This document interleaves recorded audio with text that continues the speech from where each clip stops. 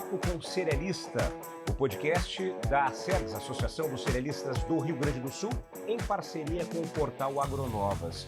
E o tema do episódio de hoje é urgente: irrigação no Rio Grande do Sul. Olha, o estado enfrentou 3 grandes estiagens e fica aquela pergunta: por quê? Mesmo com tanta necessidade, ainda irrigamos tão pouco? E a gente vai direto ao ponto: quais os entraves, o que está mudando, o que já mudou, o que precisa mudar. E para isso estamos aqui com um time de especialistas que conhece bem o tema na prática e também na política, né? Jorge Silva, ao meu lado aqui, o CEO da Foken, também o Bruno Halber, que é o supervisor comercial de irrigação na Regional Sul, Clair Tomé Kuhn, secretário executivo do Plano Rio Grande, que já foi secretário de Agricultura do Rio Grande do Sul, já foi presidente da Emater, quer dizer, conhece muito bem o segmento agrícola, e a gente vai explorar muito com o Clair essa questão do governo do estado, que vem por aí, o que podemos esperar para essa tão falada irrigação. E conosco também o Roger Spagnussati, presidente da SEDES, também cerealista, diretor da CEPAL de Camargo. Conosco também temos uma plateia, que hoje estamos recheados, né? Estamos aqui na sede da Foken, em Panambi, no Rio Grande do Sul, empresa que é referência em irrigação no Brasil. E está conosco aqui também a Tati que organizou tudo isso, pessoal, tá certo? A Tati, que é gestora de marketing, gestora administrativa aqui da Foken. Também o seu André Lauter, que é diretor financeiro da Foken, é o homem que cuida das finanças, está aí para participar também conosco. Conosco também temos aqui um irrigante, ele que é também produtor de sementes, diretor da Tabuão Sementes e irrigante, o Rômulo Ferreira. Obrigado, Rômulo, pela participação. Conosco também o meu parceiro Christian Schumann, né, da Carpan. Estamos na sede também da Carpan, aqui em Panambi, que é esse polo metal mecânico. E também temos aqui a vereadora de Panambi nos prestigiando, a Maristela Schemer. Muito obrigado, Maristela, pela presença. E lembrando que o podcast Papo com Cerealista acontece graças aos nossos parceiros apoiadores que acreditam também no segmento cerealista. E aí eu estou falando de Carpan, especialista em máquina de limpeza de grãos. Tem também a Foken, irrigação inteligente, gerando soluções e integrando tecnologias desde 1947. E a Mídias Comunicação e Marketing, produtora de vídeos para o agro. O Papo com Cerealista tem a divulgação do portal Agronovas para você acompanhar no YouTube, é no @agronovasbrasil, e também tem os cortes, os shorts, toda a repercussão aqui do podcast no Instagram, no agro.novas. Bom, vamos começar entendendo o tamanho do desafio. E eu vou começar contigo, Clair, para saber. O Rio Grande do Sul é um estado com vocação agrícola, né? Fomos pioneiros, né? Na soja, em tantas. E é um estado tão importante na agricultura, mas ainda tem uma área irrigada tímida, vamos chamar assim, por tamanho do problema que é a estiagem no estado. O que o governo consegue entender, você, quando foi secretário de Agricultura, até agora na pasta também do Rio Grande, pode falar, consegue entender para o que precisa acontecer para essa área avançar mais, Clair? Tudo bem? Tudo bem, Rafael? Um prazer estar com vocês aí, com pessoas tão qualificadas, os nossos colegas aí da Foca. Eu digo colegas porque quando você trabalha para o produtor e pelo produtor rural, a gente se considera um grupo de força de trabalho e de alimento para o estado do Rio Grande do Sul. E, logicamente, a SERGS aí, né, fazer uma grande, digamos assim, Rogers, uma grande ressalva a vocês que fazem a economia do estado girar, né? É o agricultura que faz 40% da economia do estado do Rio Grande do Sul, fazer a alavanca do progresso do estado andar. E é muito claro, quando a gente vê, Rafael, os anos que deu seca, o PIB do Rio Grande do Sul caiu. Se o PIB cai, o município arrecada menos, o estado arrecada menos. Consequentemente, quem vive lá na zona urbana, metropolitana de Porto Alegre, vai ter um produto mais caro na prateleira, porque tem menos produto de oferta, e, consequentemente, o serviço público, que arrecadou menos de impostos das máquinas, das indústrias, do grão, que não foi vendido porque não teve, vai ter um serviço de saúde, de social e outras áreas afetados também, porque o Estado e os municípios não conseguem arrecadar, consequentemente não conseguem entregar. Então, por isso que o Estado do Rio Grande do Sul, e na nossa visão, do governador Eduardo Leite e do vice Gabriela, é tão importante a irrigação. Quando chegamos na Secretaria da Agricultura, o governador Eduardo Leite, ainda era secretário-geral do governo, o secretário então era o Giovanni Feltz, que hoje é prefeito de Campo Bom, Campo Novo, Campo Bom. E o que acontece? Cria-se um programa. Aí a gente começou, sendo desta região, uma região fortemente agrícola, mora ali em Birubá, foi prefeito 15 de novembro, vamos consultar quem é o melhor doutor e o melhor especialista, é quem sente na carne, o produtor rural. Conversamos com os produtores no entorno, viemos falar aqui na FOC, né? Conversamos aí com o Jorge, com a equipe, fomos muito bem direcionados. Os programas antigos que outros governos fizeram que deram errado, o que deu errado, o que deu certo, para nós não tropeçarmos na mesma pedra, vamos olhar para frente. E o que estava bom, vamos manter. Então a gente criou um programa que ele leva recurso direto ao bolso do produtor, ao final do sistema de irrigação instalado, leva 20% do valor do projeto até R$100 mil. Isto foi na fase 1 e a fase 2. Nós atendemos nessas duas fases aí mais de 1.406 produtores, certo? Com 26.450 hectares novos irrigados, onde que os produtores investiram, por consequência, né, em equipamentos de irrigação, todo e qualquer tipo de equipamento, desde aspersão, gotejamento, pivôs, enfim, todo o sistema estava válido desde que tivesse um projeto técnico. Então, o produtor investiu 504 milhões de reais e o Estado desembolsa 66 milhões de reais. Como assim? Nós já desembolsamos desses 66, 16, quase 17 agora. Conforme os projetos são aprovados e estão sendo executados e implantados, o governo vai desembolsando. Então é um projeto que o produtor sentiu o resultado financeiro chegar no seu bolso. Programas anteriores. Nos programas anteriores, o produtor tinha lá uma parcela do financiamento dele no banco, a última parcela ou a penúltima parcela, se ele fosse um bom pagador. Mas aí pegamos uns programas antigos, quando levamos neste governo, estamos pagando programas de governos passados e o produtor muitas vezes não sabe o quanto ele ganhou na história, porque mudou a Selic, mudou a TJLP e o produtor ficou perdido se ele ganhou ou não ganhou. Agora não. Ao final, ele ganhou os 20%, no final do projeto instalado. Aprovado, instalou, está gotejando, está irrigando, está aspergindo, ele vai receber os 100 mil reais, e assim são muitos produtores que já receberam. E aí depois, no meio da nossa conversa, eu dou uma novidade. Posso dar uma novidade? Lá, segura aí. Deixa eu chamar para a conversa o seu Jorge e entender um pouco. A FOC, ela atende produtores em todo o estado, né? E como é que o senhor tem percebido essa realidade, né? Bom, tem um projeto do governo que dá 20% para o produtor. Muita gente não aproveitou também esse projeto. Me parece assim que há o interesse por irrigação, que ele está crescendo, mas a adoção ainda é tímida, né? O que explica esse, dá para dizer que é um paradoxo? É um paradoxo, eu acho que é muito mais questão de conscientização, né? E aí, porque no Rio Grande do Sul ainda não está consolidado, como em outras regiões do país, né? Vamos citar Goiás, Luiz Eduardo Magalhães, no oeste da Bahia, que ali a realidade é sequeiro e você tem que produzir.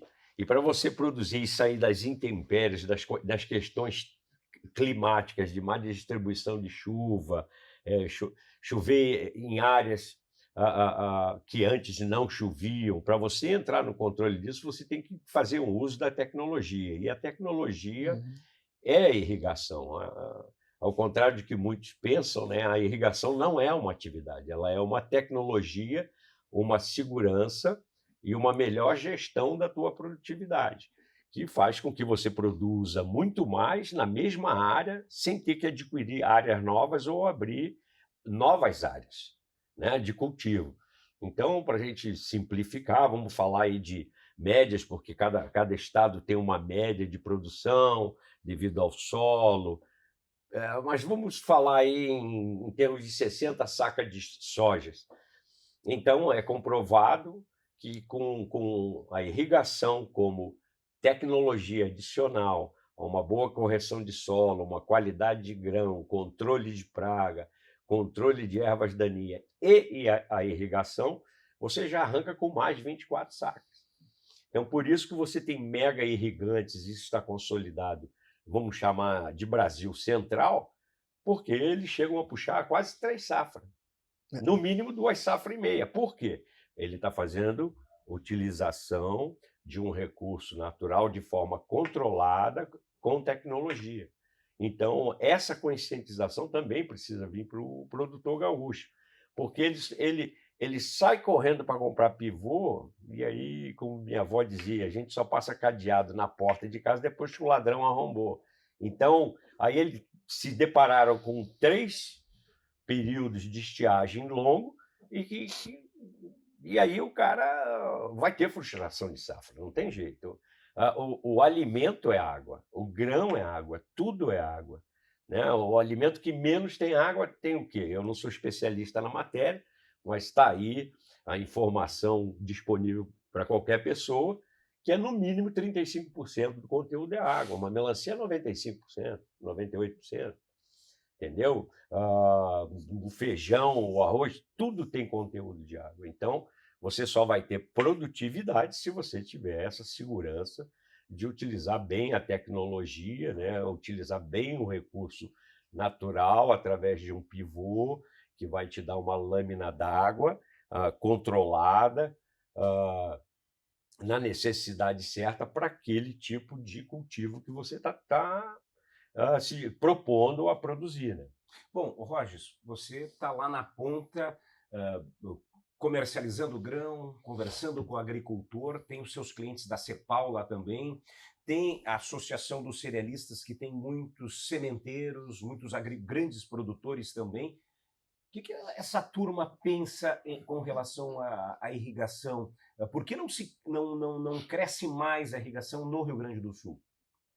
Ótima pergunta e colocação sua, Rafael. Primeiramente, aqui quero agradecer à FOC por nos receber tão bem, esse podcast da Sergos, das Cerealistas do Rio Grande do Sul, onde é uma empresa de anos de tradição que cada vez mais agrega produtos que fazem a diferença no nosso agro gaúcho. Então, agradecer toda a equipe que está presente aqui, os bastidores, os produtores, o presidente da Câmara de Vereadores, enfim, nosso amigo da Carpan, Clair Kuhn, um ícone também aí que a gente já conhece, né, Imater, secretário da Agricultura, uma pessoa que domina o tema com responsabilidade, com propriedade, e temos a parte técnica aqui da FOC, que não deixa dúvidas, então, que vai nos premiar com uma explanação, tenho certeza, de bons conteúdos. Então, é o que a gente precisa. O Papo Cerealista é isso mesmo, nós trazemos informações corretas, informações da fonte, da onde que a gente precisa, então, para ter uma direção, para seguir para frente, para caminhar para frente, como todos disseram até aqui.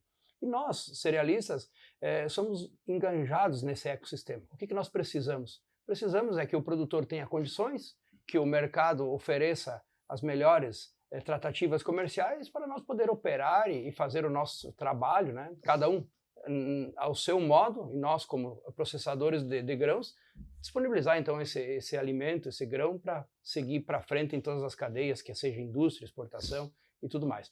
E respondendo a tua pergunta, o que falta? A princípio, nós gaúchos, como disse o Jorge aqui, você só tranca a casa depois que o ladrão passou a primeira vez, né? Então, culturalmente, nós estamos num estado que chove, né? Agora, de anos para cá, a gente já começa a ter outra realidade, a gente já começa a olhar para frente, olhar por mapas climáticos, olhar para sequências de secas ou enchentes e ver que o clima não está totalmente favorável assim. Então, acho que a partir destes eventos climáticos que ocorreram no Rio Grande do Sul, o agricultor, a Secretaria de Agricultura, os governos, enfim, as empresas privadas passam a olhar a agricultura gaúcha de um outro modo. Quem sabe um olhar que a FOC vem tendo desde 1985, quando começou a trabalhar com irrigação, né? Então, isso é olhar para frente. E quem sabe nós, do outro segmento, a gente ainda está na necessidade. Faltou chuva, o que nós vamos fazer? Vamos bater na porta lá do poder público, pedir recuperação, vamos pedir um apoio, vamos nos ajudar, então, agora partindo para a irrigação. Então, eu acredito, de bom senso, olhando para frente, eu sou uma pessoa assim que quer o progresso do Rio Grande do Sul, precisamos progredir, precisamos avançar. Eu acredito em que a irrigação, então, seja um programa de governo, um programa de propriedade rural, como foi o trator, a plantadeira, a colheitadeira, né? Que seja inserido no meio rural, no campo. Uma ferramenta de transformação como é o trator. Isso aí, perfeita.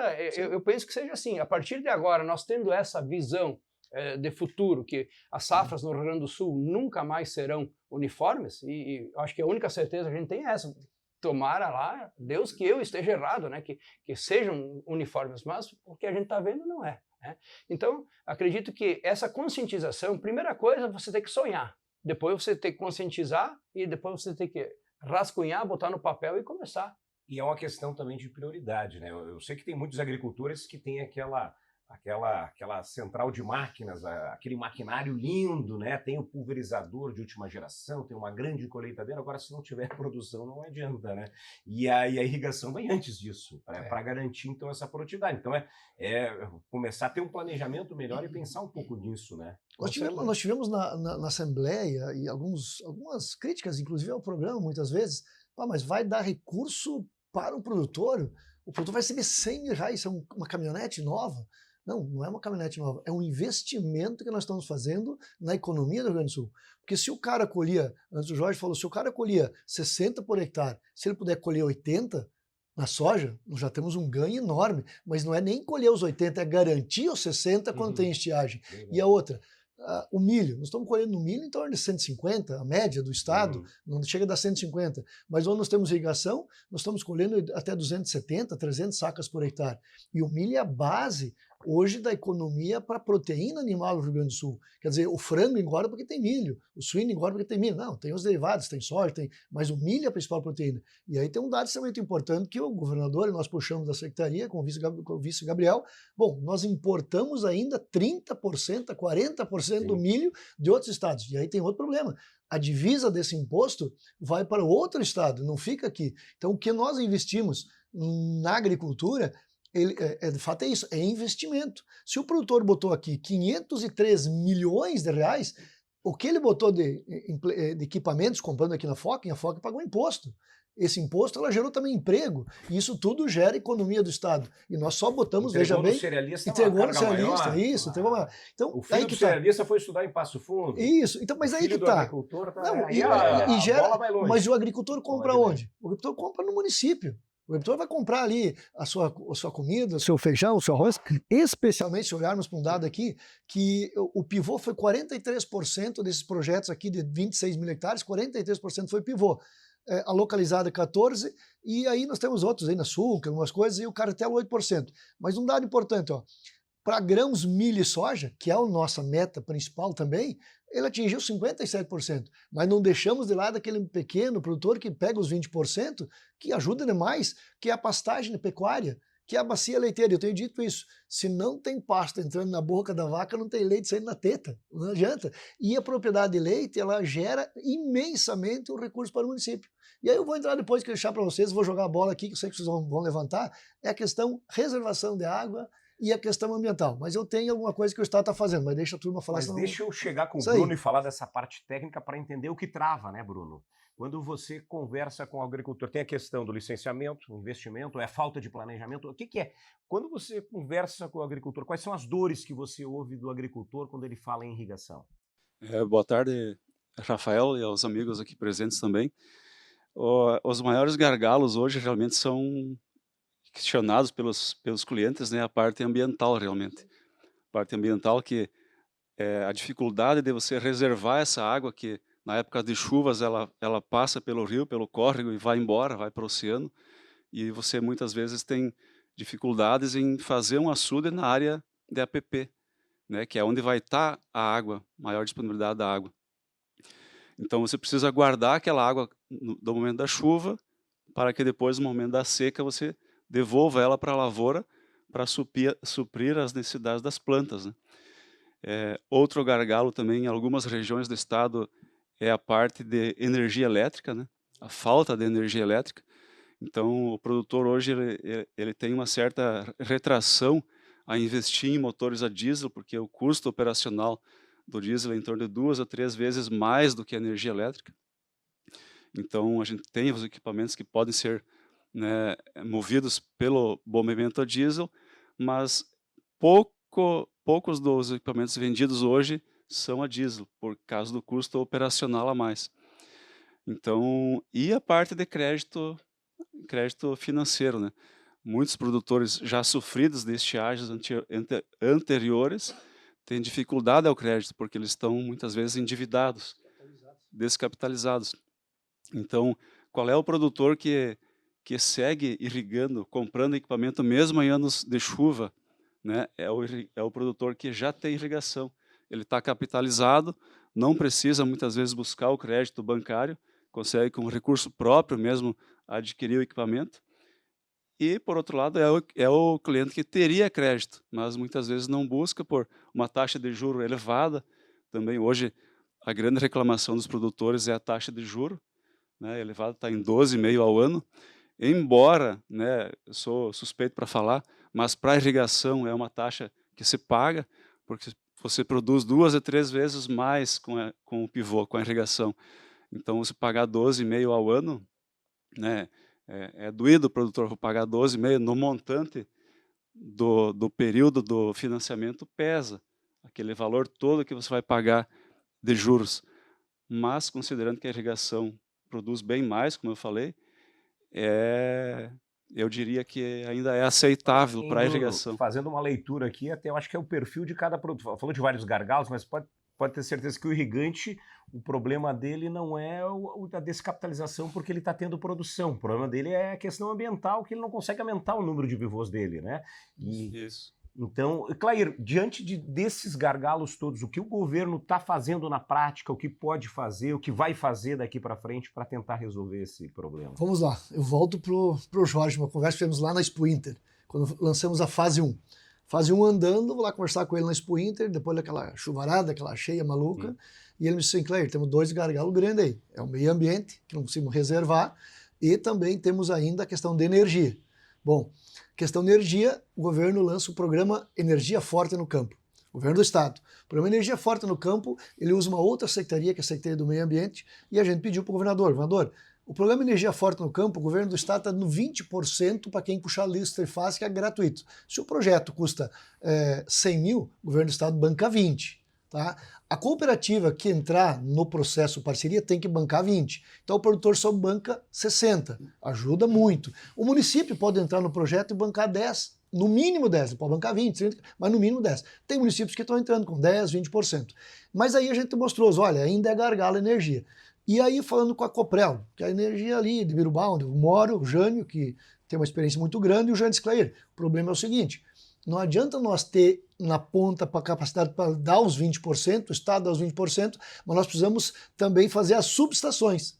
A cooperativa tem que poder botar uma subestação para poder levar essa energia. E as cooperativas não têm esse capital todo para fazer subestação. Então o que o governo fez agora, na última Expo Inter? A partir desse pedido que a gente elevou, né, das informações que nós colhemos com a FOC, com a Coprel, com os produtores, o governador anunciou 35% do valor, subiu de 20% para 35% do valor do financiamento para levar energia trifásica lá na propriedade, incluindo a questão da subestação. Então as cooperativas, as concessionárias podem botar agora a subestação. O produtor quer levar trifásica, não é só para irrigação, tá?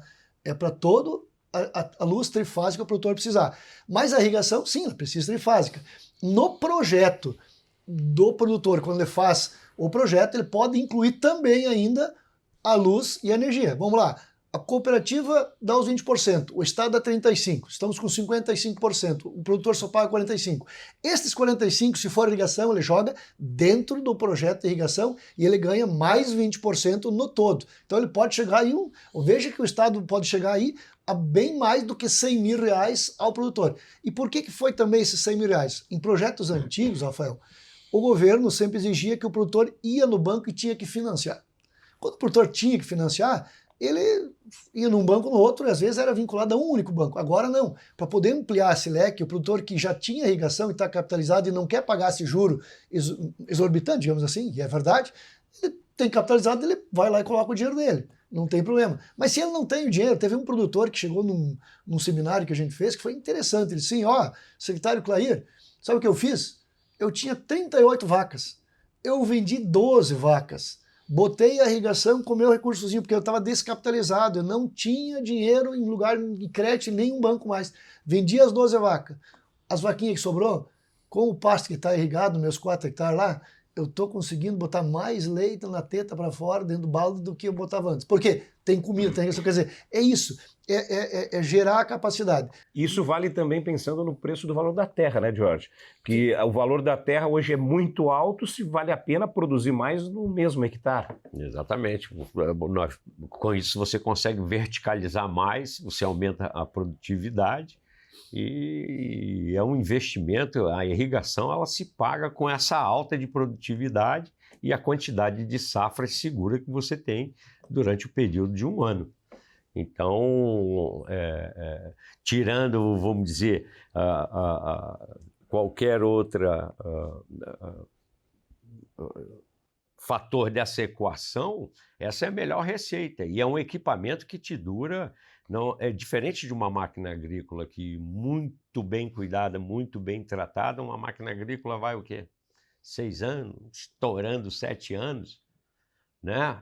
Mas um pivô te dura 40 anos. Nós temos um pivô rodando com 40 anos. Obviamente, algumas peças dele foram trocadas, mas, no geral, o corpo dele, a estrutura dele, ele continua sendo o mesmo pivô com a mesma torre central dele lá. Então, com esses programas aí do Estado, aí, com esses incentivos, isso tudo vai auxiliar. A disponibilização de energia, a Coprel, inclusive, está fazendo uma nova subestação. Isso. A engenharia é da Fochem, essa nova subestação, assim como fizemos a de Sermissões ali, né? E mais esse programa dando incentivo, é a nossa mensagem, a mensagem da área comercial, quando conversando com o agricultor, de conscientizar ele que ele tem uma grande oportunidade na mão. Agora, não adianta, depois de você passar 3 períodos de seca, você está descapitalizado, não produziu nada, perdeu tudo, você não tem lastro econômico para dar em garantia para financiar, e aí começa complicado. E é bom saber que o Estado se preocupa com esse aspecto desses que estão em dificuldade também, né? Bruno. E um dado importante, né, sobre a irrigação, a nível de Brasil, a gente tem aproximadamente 7 a 8% da área irrigada. Só que essa produção da área irrigada responde por 40% da produção de alimentos. Então, veja quanto importante é a irrigação, né? E a perspectiva, né, mundial de crescimento populacional, como é que vai dar conta de produzir alimento para todo esse aumento de população, se não for com aumento de produtividade na mesma área, né? Cada vez mais é difícil você abrir novas áreas para a produção. Então, você tem que crescer vertical, como foi comentado. E crescer vertical é com a irrigação. Bom, até a Fochem ela atua em outras regiões, nas principais regiões produtoras no Brasil. Até já estive, inclusive, em clientes da Fochem no oeste da Bahia, por exemplo, que é a região hoje que colhe 70 sacas de soja por hectare, né? Nós, ano passado, com seca, eles fazendo uma média de 70 sacas de soja por hectare. E é uma região que está crescendo muito a irrigação também. O que foi feito lá que o Rio Grande do Sul ainda precisa fazer?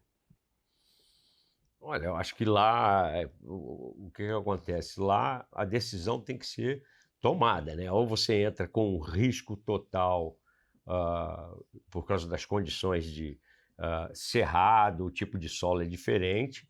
Então, o que trouxe o sucesso para eles foi eles se empenharem e fazer um grande investimento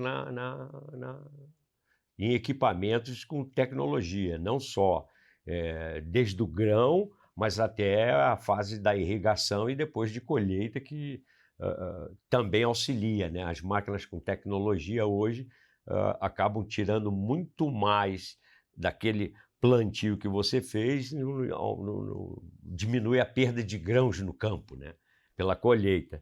Mas ali é que eles aproveitaram os momentos bons, que não tinha muitos entraves, né? Na questão de legislação, todo mundo fez tudo o que tinha que fazer, manter as reservas legais, tirar suas licenças, mas é que também eles estavam num momento que eles aproveitaram bastante para crescer, enquanto não apareceram também muitos entraves, muitas exigências ambiental que no passado não tinha, como vieram regulamentações para determinar 20%, 30%, 40%, dependendo de onde você está inserido, de ter uma reserva legal. E lá, a época que ele estava lá, a legislação era diferente. O direito adquirido que ele tem. Exatamente. Era consolidada, inclusive, a área, né? Então, exatamente. Isso é um problema que se enfrenta aqui no Sul muito também, forte, né? Muito forte. Porque talvez vocês vão falar informar com mais base do que eu, mas pelo que eu entendo historicamente, vejo de clientes, tem clientes que não têm a porcentagem, porque à época ele tinha que só lá manter 10, 12, 15, hoje ele tem 10, 12, 15, e ele está obrigado a ter 20. Bom, mas como é que eu faço agora? Eu já tinha licença para isso. Então eu não tenho, fica complicado eu corrigir o passado. Então tá, vamos fazer um corte daqui para frente, a regra é essa, mas não pode penalizar quem estava lá atrás. Então isso também cai em certos entraves no Estado, né? Rogers, quando eu digo Estado, não o Estado do Rio Grande do Sul, mas Sim, o Brasil. Estado Brasil de legislação, né? a gente vê desses estados um produtor com uma mentalidade também um pouco diferente, né? Mais ousado, né? Mais técnico às vezes. E pensando, Rogers, na mentalidade do produtor, como trabalhar isso com ele? Olha, o produtor, ele sempre reage, né? Então, o que eu vejo? Primeira coisa, nós temos que fazer um processo de conscientização da cidade para o campo, né? Porque aonde as decisões são tomadas, geralmente é na cidade. Legislações ambientais são pressionadas por órgãos ambientais que estão sediados em grandes centros. Enfim, o agricultor às vezes fica à mercê de uma tomada de decisão de um viés ideológico, né? Muitas vezes, porque se todo mundo conhecesse o processo que é a reserva legal, que é o que nós reservamos aqui no Rio Grande do Sul, o benefício de uma irrigação, ou seja, eu até hoje nunca vi num lugar que tenha água não ter vida, né? Primeira coisa. Então, se nós conseguimos reservar água, nós estamos fazendo vida. Reservando água, fazendo vida, com as mudanças das legislações que foram feitas agora há pouco no Rio Grande do Sul, que foram benéficas, né? Nós mudamos essa consciência da população urbana que o agricultor gaúcho, brasileiro, ele precisa produzir mais, não para ganhar mais dinheiro, mas em si, para ele preservar mais num único hectare de terra, né? E ter essa produção sustentável, produzir com eficiência, porque se nós não tiver eficiência, nós for subsidiado por programas políticos ou de governo, ou enfim, de qualquer coisa, isso não tem sustentabilidade. Então, nós conseguindo plantar aquele pasto a mais, fazendo aquelas 18 vacas produzir mais que as 24, nós estamos mostrando eficiência. Se nós conseguirmos, então, dentro das nossas propriedades, reservar água, fazer o trato cultural adequado, e nós temos uma legislação que nos ampara, temos segurança jurídica, que é o caso que nós estávamos comentando aqui, o agricultor ele se joga de cabeça. Eu não conheço ser mais, que tenha mais vontade de crescer e de produzir do que o agricultor. E tudo que nós investir dentro de uma propriedade do agricultor, ele reverte em benefício para a sociedade. Muito, muito pouco o agricultor pega o seu dinheiro e vai gastar no exterior. É raro, é difícil, né? Como agricultor... Uma exceção extrema. Então, o nosso agricultor, ele quer comprar uma máquina, ele quer comprar mais um pedaço de terra, ele quer produzir mais. E eu acho que, então, com essa conscientização, com essa segurança jurídica, com essa...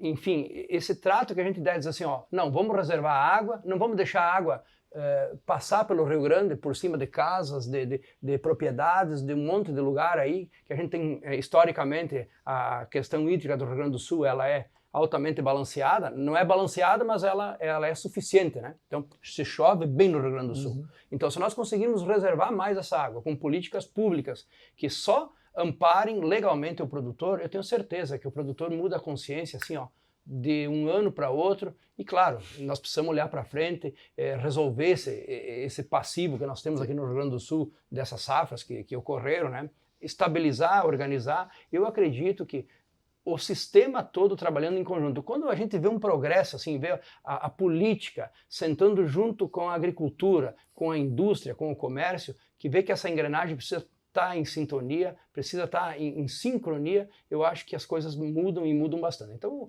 eu não vou dizer que estava faltando isso no Rio Grande do Sul em tempos passados. Eram tempos diferentes. Agora, nós precisamos voltar a bola no centro, né, no meio de campo. Nós não podemos deixar a bola sempre numa área ou na outra, né? Voltar essa bola ao centro, fazer esse entendimento, mostrar lá para a população urbana que se o agricultor gaúcho produzir mais, ela vai ter um produto de melhor qualidade na sua mesa, mais economicamente viável. A natureza ganha com isso porque nós já temos uma das melhores legislações ambientais do mundo, aqui no nosso Rio Grande do Sul e no Brasil como um todo. Então, assim, ó, nós temos tudo. Eu acho que nós só precisamos fazer uma mesa redonda, que nem essa, sentar, conversar, explicar para a população urbana o que é a irrigação e, a partir de agora, com esses programas que o governo vem fazendo, que teria que se tornar um programa de Estado, né, e não só de governo, para que nós dê essa segurança ao nosso agricultor.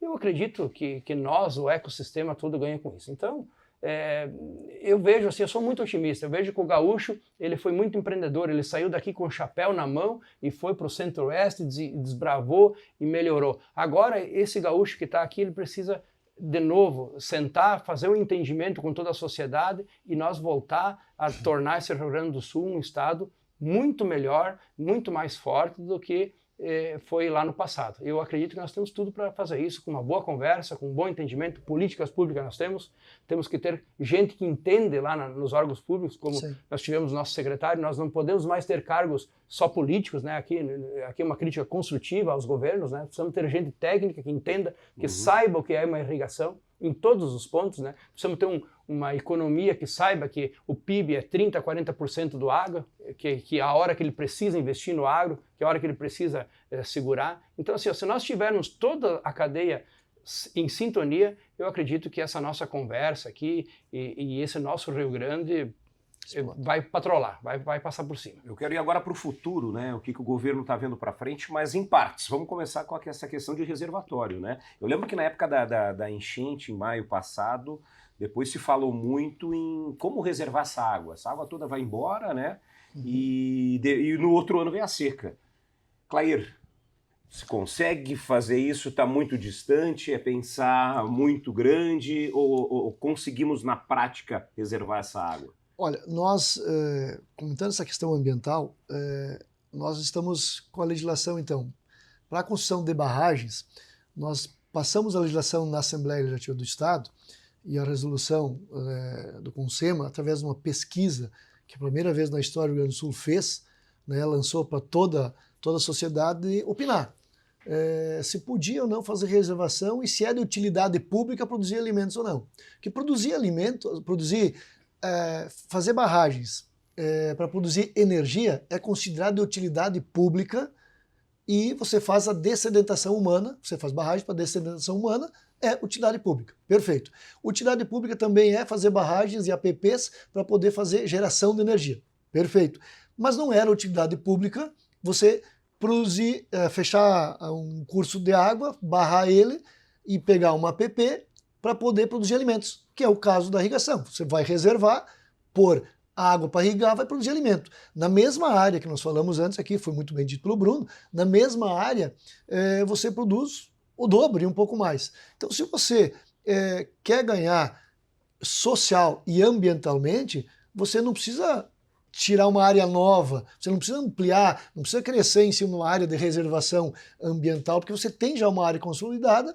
Esta área, se ela está consolidada, ela tem que ser respeitada, porque é um direito adquirido do produtor. Se lá atrás a lei permitia ter só 10% da área consolidada de APP, hoje você tem os 10%. Então você pode utilizar? Pode, deve. Hoje o governo do estado fez esta legislação, foi aprovada na Assembleia, só que houve uma denúncia e esta denúncia por uma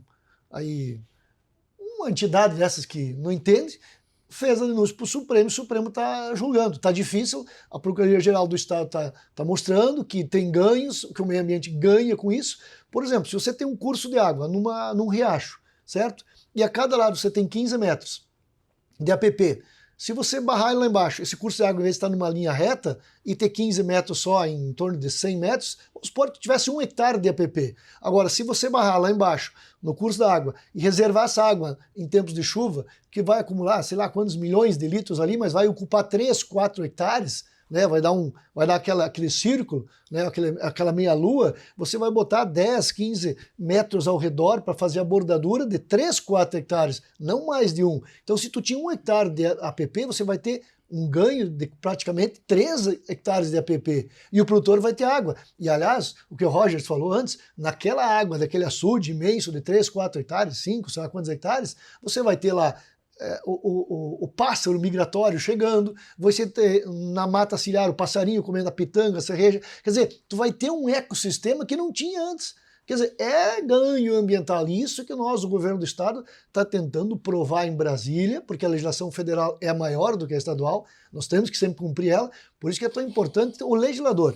Aí eu brigava esses tempos com um técnico lá da SEMA e dizia para ele que precisava daquela outorga urgente, que não sei o que, ele disse, claro, mas a regra que eu tenho que seguir, ela está balizada por um deputado que fez essa lei lá em Brasília, eu tenho que seguir. Quer dizer, tu tem que brigar com o deputado. Bom, tá certo, então nós temos que, de fato, essa conta ela tem que... Porque a legislação é feita na Câmara, no Senado e na Assembleia Legislativa e na Câmara de Vereadores. Então é aqui que nós temos que mudar. A legislação tem que ser mudada. E nós, o Estado fez isso, fez o termo de casa e mudou. Reservação também, além disso, o Estado tinha a barragem de Taquarembó e de Jaguari há muitos anos parada. Uma barragem agora que vai estar sendo feita, está pela Secretaria de Agricultura, e quando estava lá nós assumimos a responsabilidade, os vereadores têm dinheiro, Cleber, vamos botar a grana, vamos fazer essa barragem, terminá-la. Essa barragem até 2026 vai estar pronta, ela vai poder fazer capacidade de irrigação de mais 100 mil hectares de terra. As duas juntas vão poder irrigar 150 mil hectares novos. Quer dizer, nós hoje aqui, num projeto que estamos colocando de fase 1 e fase 2, nós estamos irrigando apenas 26 mil hectares. Eu digo que é apenas, porque o Estado hoje, que tem 6 milhões e meio de hectares de grãos, soja plantados na próxima safra, ele só consegue irrigar 3%. E aí o que o Rogers falou antes? O nosso agricultor também tem um pouco de uma cultura ainda de que, bom, vai chover amanhã, não vou precisar, a irrigação não é tão importante.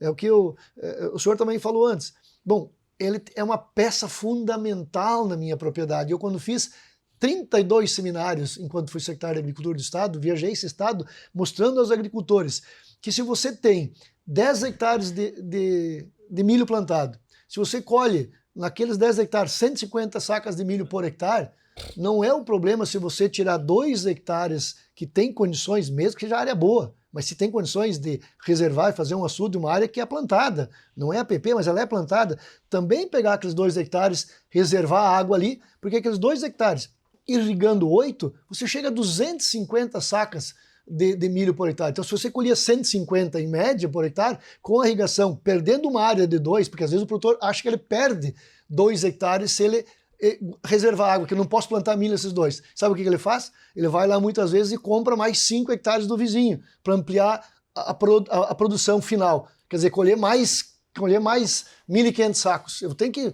ter mais 10 hectares. Não, nos 8 hectares você dobra com equipamento de irrigação, com uma política pública do Estado e tal. Então, quer dizer, nós temos uma questão muito grande, nós temos uma questão muito forte, grande, além das barreiras da questão legal que tem ainda do meio ambiente, que eu concordo e sou um dos maiores brigadores, defensores disso, quando fui deputado, um ano e 3 meses, a gente brigou isso. Vamos conseguir vencer essa quebra de braço? Eu acho que sim, é que a pedra, vamos dizer assim, água mole em pedra dura, tanto bate até que fura, são grandes, já foram uma conquista. Imagina a Assembleia Legislativa do Estado, que tem uma corrente política A, B, X e Y, nós conseguimos aprovar isso aqui no Estado. E o Estado do Rio Grande do Sul tem a fama, e não é só a fama, tem alguns órgãos dentro que são muito ligados a questões ideológicas, e acham que o produtor é criminoso quando ele vai irrigar. E nós conseguimos aprovar isso com a sua grande maioria na Assembleia Legislativa do Estado, que tem uma questão plural de partidos políticos. Então, quer dizer, conseguimos mostrar.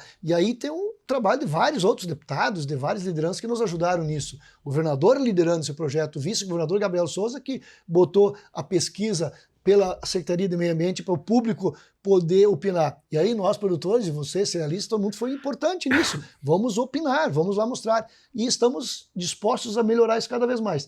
Um detalhe, por exemplo, era um absurdo, o nosso ouvinte, Rafael, que um pivô, quando ele fosse instalado na propriedade, ele precisava de uma licença ambiental para girar na propriedade.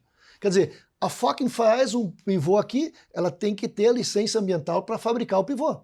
Ela não é. Ela tem licença ambiental. Quando o pivô saía daqui, era instalar a propriedade, o agricultor tinha que pagar uma licença ambiental para girar. Nós eliminamos isso, este governo eliminou, não temos mais.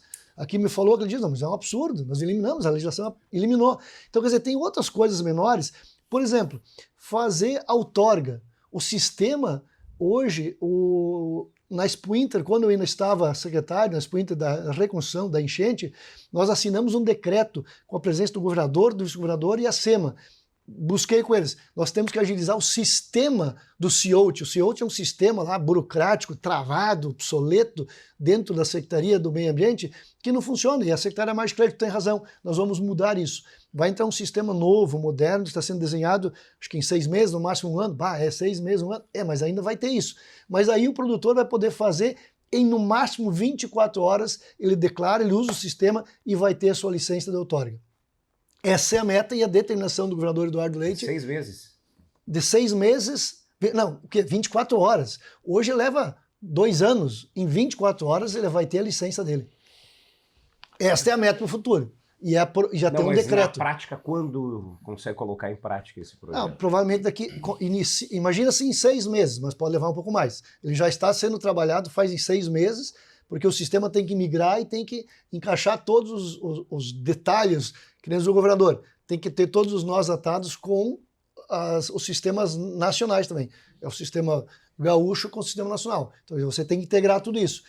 Vamos lá, tu fez a autodeclaração para fazer a declaração do CARD. Então, o que nós queremos? O Estado quer. Que nós, eu, secretário, governador e vice-Gabriel, queremos a autodeclaração da licença para a instalação do pivô ou do sistema de irrigação. Se depois ele estiver errado, sofrer uma fiscalização, bom, aí ele está errado. Mas ele tem que fazer, ele pode fazer e em 24 horas ele pode ter a licença dele. Não podemos ser tão burocráticos. Aliás, só para fechar, hoje o município está autorizado, porque antes era só o Estado, antes da legislação nova, era só o Estado que todo projeto de irrigação tinha que ir para Porto Alegre.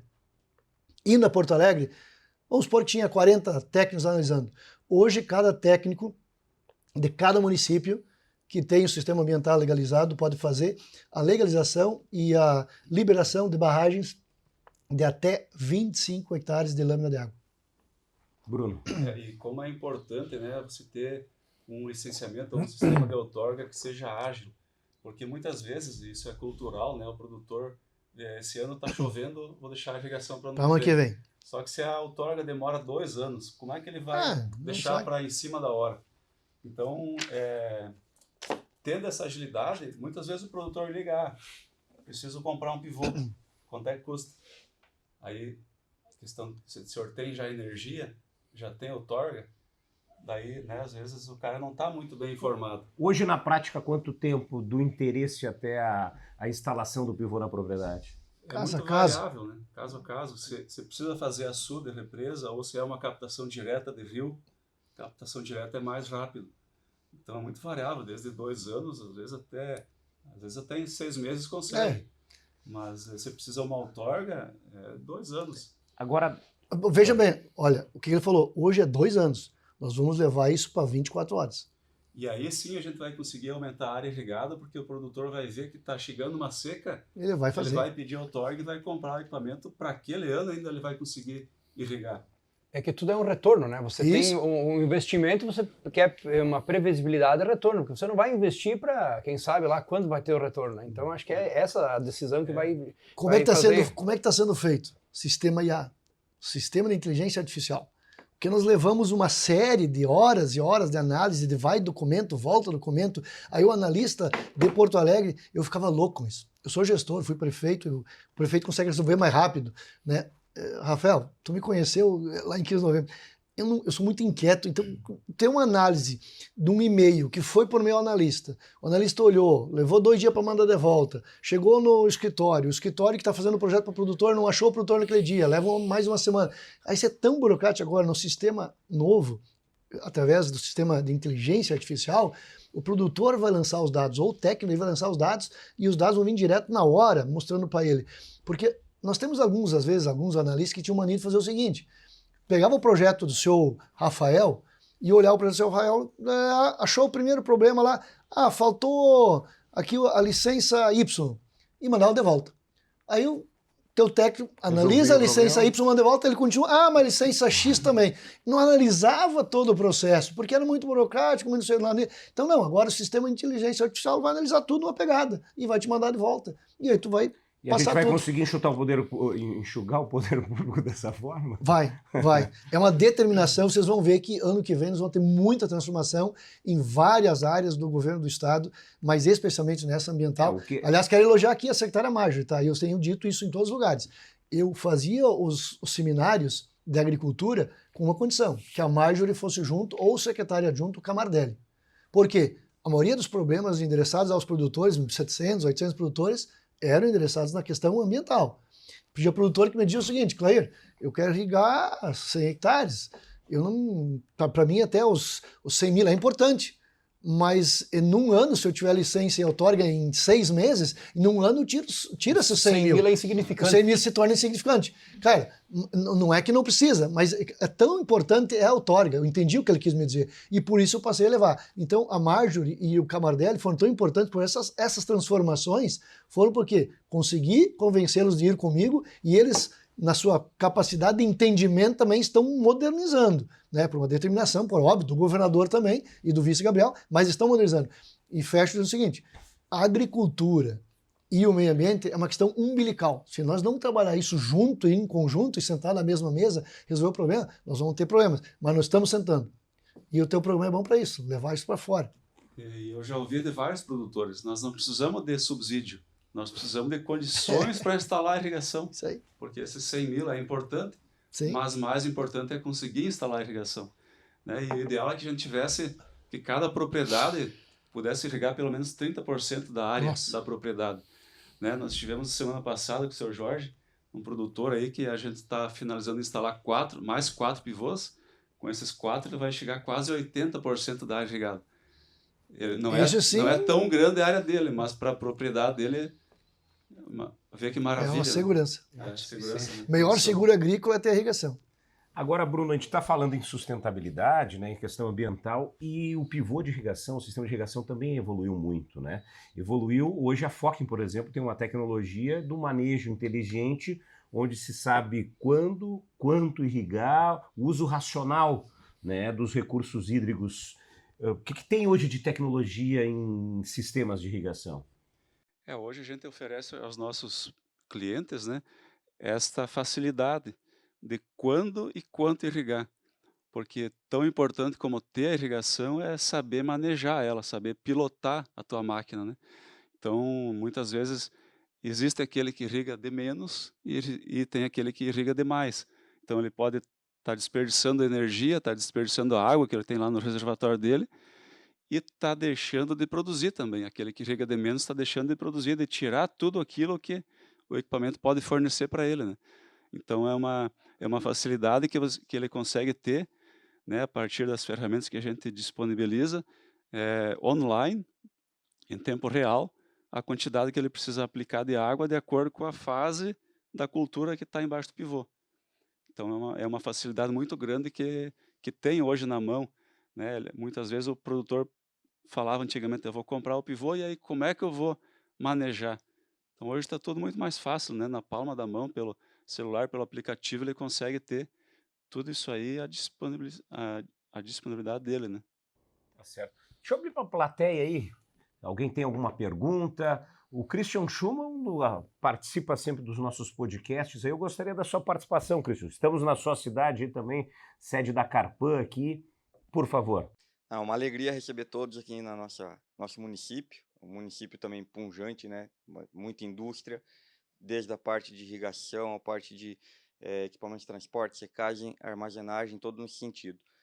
E esse tema da irrigação a gente nota assim que muito também precisa ser conscientizado, a gente precisa comunicar mais, porque o que eu já ouvi, a gente viaja muito e anda muito, épocas de seca tá lá, mas o pivô tá rodando e o rio tá seco, tá, mas não é esse o cenário. O que tem por trás? Por que tem aquela reserva? Como foi pensado? Como foi planejado? Isso a população tem que entender, porque a gente tem que dar importância para o alimento que está sendo produzido. Porque se não tem aquilo ali, a gente não tem o alimento. Então, isso é muito importante comunicação, a gente tem que transmitir tudo isso, desde irrigação quanto a produção de alimento mesmo. E a gente acompanha redes sociais, muito produtor. Esses dias até me passou um de Goiás lá, tava do lado do pivô dele com a caminhoneta, aquele calor do Goiás que agora, né, a gente no frio aqui, ele botou lá no story dele 38 graus do lado do pivô, ele disse, que maravilha eu tomar um banho nesse pivô aqui. Então é importante a gente comunicar e mostrar isso. Eu não, o meu sentido que eu acho da importância até do podcast, nós precisamos comunicar, trazer para a população no geral a importância do agro, a importância da produção de alimentos. Esse é o meu ponto de vista. Isso tem que ser trabalhado. Jorge, o que dá para acrescentar nesse sentido? Acompanhando essa do Christian aí, pegando essa linha aí, desmistificar também é um fator que interfere muito nas políticas de Estado e também na própria vida do agricultor, né? E que acaba trazendo entraves através de legislações, porque até certo ponto, e não muito, um tempo muito distante, o agricultor é marginalizado, né? Porque por falta das informações, porque acreditam, sei lá, de forma diferente e não racional da utilização do recurso hídrico, né? E com a tecnologia de irrigação e todas as outras tecnologias, você tem uma melhor utilização racional dos recursos naturais e as pessoas têm que se dar conta que a agricultura somente toma emprestada essa água. Essa água não é um recurso que se exaure ou ele se perde. A agricultura só toma emprestada porque a maior parte dessa água vai para o solo, uma parte é absorvida pela planta, em que ela devolve através de alimento, mas ela também tem a transpiração dela que também devolve para a atmosfera e a própria evaporação durante esse momento de irrigação. E as pessoas têm que procurar se informar melhor que o recurso hídrico bem utilizado ele não vai se esgotar. Ele vai se esgotar se for usado de uma forma não controlada ou feita dentro das próprias legislações, sendo utilizado de uma forma técnica e sábia, né? Então isso também prejudica muito o agricultor, porque ele quer regar, acaba se deparando com esses entraves todos de legislação e por causa da desinformação do poder público, muitas vezes que vem lá e trava. Não, aqui eu já não vou permitir mais, não vou dar mais licença para ninguém para outorga, o que acontece, né? Porque eles vão fazer cálculo lá até esqueci o nome técnico da vazão, da bacia, né? Dos picos de períodos seco e de períodos de alta vazão, né? De períodos de chuva. E eles vão lá fazer o cálculo pelo mínimo do mínimo, né? Quando você deveria estar fazendo o cálculo inverso, pelo período que ele tem a maior vazão dele, mas que você pudesse reservar essa água até para retroalimentar o sistema, né? Então aí eu cito isso aí como um exemplo. Por exemplo, a transposição do Canal do São Francisco. Eu tive lá no Baixio do Irecê, lá próximo a Xique-Xique. O que é? É um sertão baiano e lá só tem produção porque tem pivôs. A Focking tem 14 equipamentos lá, são os únicos 2 agricultores que tem lá, é a família Mattioni e a Villani, em um canal de 42 quilômetros por 27 de largura, por quase 7 de profundidade, né, que fizeram a transposição. É um projeto lindo, é uma utilização racional desse recurso natural, levando vida lá no sertão baiano. Entendeu? Onde é areia pura, você não tem nada que vive lá. E para alguma coisa sobreviver lá, depende da água. entendeu? Vamos mais uma participação da plateia. André, diretor financeiro da FOC. Primeiro lugar, satisfação recebê-los aqui na Focking. Casualmente, essa semana eu estava lendo uma reportagem de um projeto de lei que está em tramitação para exigir que se coloque na embalagem dos produtos a pegada de carbono de cada produto, né? E eu pensei, poxa, como que seria este selo num pivô de irrigação, né? Se tu for ver, é um número negativo, porque o pivô vai evitar que se desmate áreas e vai trazer uma pegada muito positiva, né, em termos de carbono para o meio ambiente, né? Então, foi até engraçado pensar nisso, né? Que seria um número muito negativo, né, que teria que ser colocado em cada pivô, né? Posso te dar uma notícia boa também? Governo do Estado, nós compramos mais de 150 estações para medir a pegada de carbono na soja, na erva mate, no trigo e também na pastagem. Tá? E vamos botar no milho também. Então entra nessa. É mais uma que a gente fez para poder medir isso. Vou mostrar, por exemplo, bom, a Europa diz que nós temos uma regra e a pegada de carbono é essa, o número é aquele. Não, nós temos um país totalmente com 4 estações definidas. Então nós temos que medir nós temos que fazer a nossa regra. E aí mostrar para o mundo que nós somos, na verdade, nós temos, nós produzimos ao contrário do que eles imaginam. Nós temos a responsabilidade ambiental muito forte. Cada pezinho de soja que cresce, ele capta carbono. Então nós temos que medir quanto ele captou. Mas vamos pensar o seguinte, o problema era a vaca, né? O arroto da vaca. O arroto da vaca do produtor. Não sei o quê. Mas quanto esta vaca comeu de capim que tem carbono? Então vamos fazer essa medida, vamos provar para eles que nós temos... o Brasil é o país no mundo que mais conserva e mais cuida da agricultura. Aliás, nós temos uma área muito pequena agricultável no Brasil, se considerarmos toda a área, todo o território brasileiro, né? Então, quer dizer, não precisamos crescer em cima das áreas que existem, mas deixe nós produzir onde nós estamos, reservar água onde nós estamos e poder fazer com que a gente produza mais na mesma área. Isso sim é proteger o meio ambiente. Bom, vamos ir já para a parte final aqui, mas antes deixa eu lembrar dos nossos patrocinadores, né? A Carpan, que é especialista em máquina de limpeza de grãos, inclusive quero elogiar aqui o Christian Schumann, também o seu Erwin Rossin. Essa semana estive na Carpan, estamos produzindo um audiovisual lá para a Carpan e a qualidade da tecnologia da produção industrial da Carpan realmente impressionante. Então a Carpan não é por nada que é pioneira em máquina de limpeza de grãos, é também pioneira na máquina rotativa, também na fabricação de trilhadeiras, tem a maior linha de máquina de limpeza do Brasil e também a maior da categoria. E tem mais novidade por aí que o pessoal não deixou eu revelar ainda, mas bem em breve, né, Christian? Logo, logo chega, mas um pouquinho você pode ver. Não, deu para ver que vem novidade aí. Não é aquela coisa que a gente tá falando, vai ter. Não, ela está ali. Já tá. Tem que botar o selo final. Eu já queria gravar e mostrar, mas não me autorizaram, mas tudo bem. E, claro, temos aqui também o apoio da FOC em irrigação inteligente, gerando soluções, integrando tecnologias desde 1947. FOC também é referência em termometria e aeração de grãos. Afinal, a colheita, a safra não termina na colheita, né? Temos aí a importância de manter essa qualidade na pós-colheita. E a única empresa no mundo com patente do alinhamento contínuo, que dá uma distribuição uniforme de lâmina d'água, utilizando melhor o recurso natural e economia de energia elétrica. Muito bem. Essa é a FOC. E a Mídias, Comunicação e Marketing, produtora de vídeos para o agro. Bom, gente, Clair, queria saber de você, e até para a gente repercutir nesse último bloco, a questão do que vem de novo aí do governo do estado. Tivemos esse programa de irrigação, ele vai ser ampliado? O que dá para antecipar? Aqui eu vou antecipar porque o governador já antecipou, porque eu não posso furar toda a notícia. Mas vai ter a fase 3 da irrigação.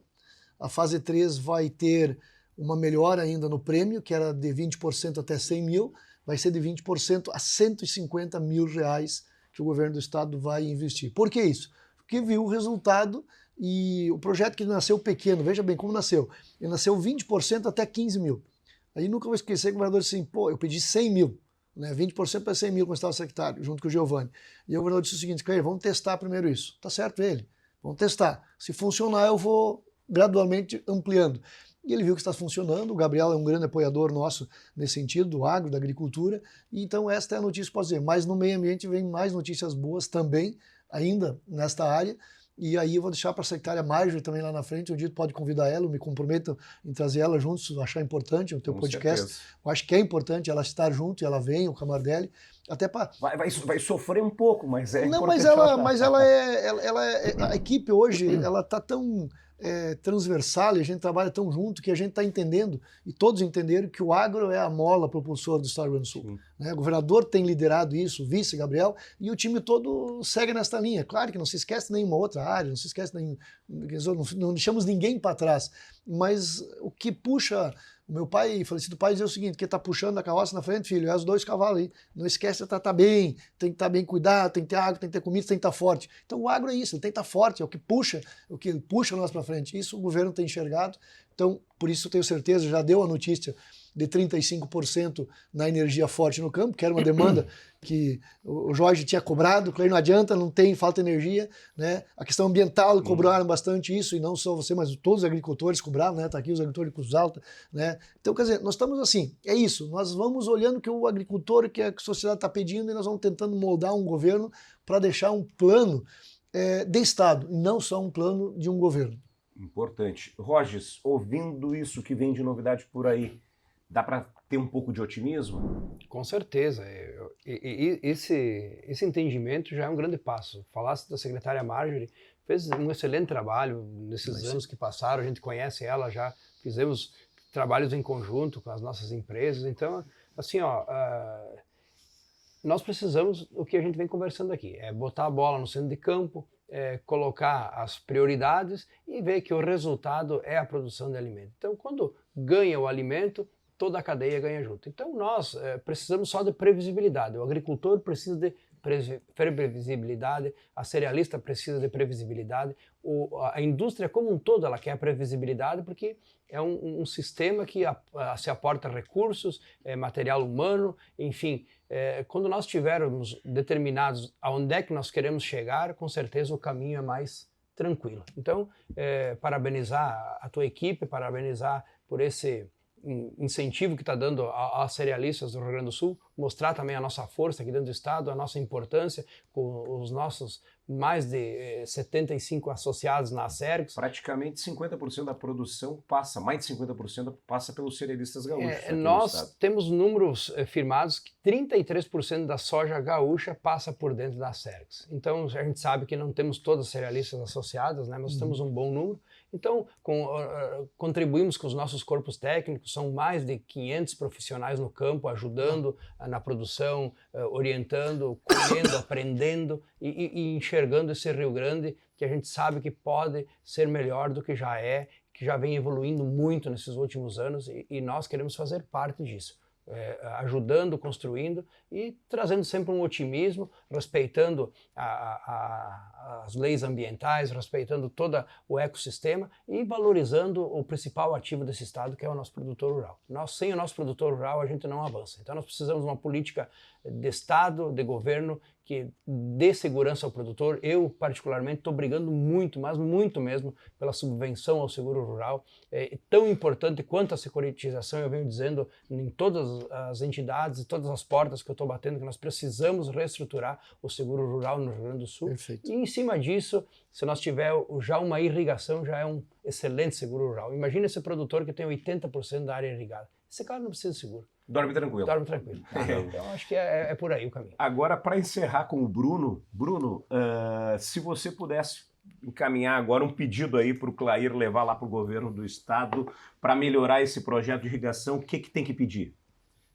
Eu acho que tem que ter realmente efetividade, né, na rapidez com que o produtor consiga receber a outorga dele, o licenciamento para fazer uma barragem, um açude, para que a gente possa aproveitar o momento mesmo, né? Não precisar projetar uma irrigação 2 anos antes e aí acaba chovendo no meio do caminho, E o cara desiste. Vai buscar financiamento e tal, mas choveu, vou deixar para o próximo ano. Então precisa efetividade mesmo para que o produtor sinta segurança, né? Que ele invista com segurança, que ele não vai ser autuado se ele fizer algum açude na propriedade dele, e que invista com propriedade mesmo e segurança para poder colher os frutos, né, desse investimento dele. Seu Rogers, para a gente encerrar, o que dá para olhar para frente em termos de irrigação no Brasil, no mundo, o que se desenha para o futuro do sistema de irrigação? Olha, a Fockem está sempre buscando trazer sempre novidades, tecnologia, exatamente para auxiliar a gestão do agricultor no campo, evidentemente, para que ele tenha uma maior rentabilidade. Não só isso, buscando eficiência energética, de utilização de recursos naturais e água. Então, como o Bruno tinha comentado, hoje nós temos o serviço de manejo, de orientação, onde o agricultor tem a oportunidade com essa máquina, tendo uma estação meteorológica, faz-se um estudo preliminar e se programa esse pivô, que esse pivô vai auxiliá-lo a ele irrigar na hora certa, a quantidade certa de água, né, para uma melhor utilização de recurso natural e também do custo dele de produção, porque você botar o pivô para rodar na hora errada, irrigar demais ou irrigar de menos, não garante produtividade nenhuma. É irrigar a quantidade certa, na hora certa, da fase de enchimento de grão da planta, onde é que ela vai aproveitar essa água. Então, a Fockem está sempre trazendo essas automações, essa robotização, essas tecnologias, exatamente para cada vez mais dar o apoio ao agricultor, para ele se verticalizar, ter a produtividade a custos baixos, porque o que foi dito, né? O estado do Rio Grande do Sul a gente importa milho, e por que não voltar a ser autossuficiente? Esse recurso fica aqui dentro, tudo chega mais barato para todo mundo. Então, o nosso foco é sempre esse aí de tecnologia, auxílio e orientação ao agricultor no que ele está se propondo lá no cultivo que ele está se propondo a produzir. Tá certo. Bom, irrigar não é apenas garantir produtividade, é garantir o futuro. A gente sabe que a estiagem é um desafio, mas também é uma oportunidade para o Rio Grande do Sul redesenhar o seu modelo agrícola e voltar a ser protagonista no agronegócio nacional. Quero agradecer aqui aos nossos convidados, quero agradecer também aos nossos parceiros Fockem, gerando soluções, integrando tecnologias desde 1947, a Carpan, que é especialista em limpeza de grãos, e a Mídias, comunicação e marketing para o agro. Até o próximo.